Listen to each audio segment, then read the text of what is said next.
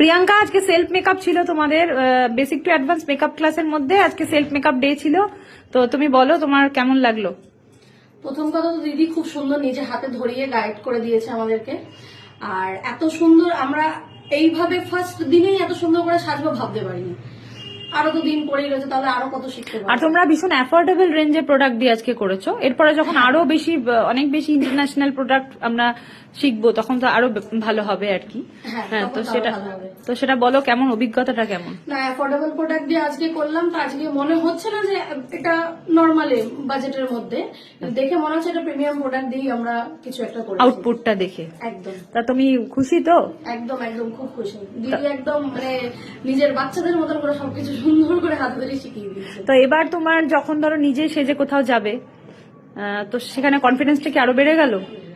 হ্যাঁ, এটা একদিক দিয়ে বলা যেতে পারে। আগে আমি কোনো মেকআপই করতাম না, বিনা মেকআপে বেরোতাম।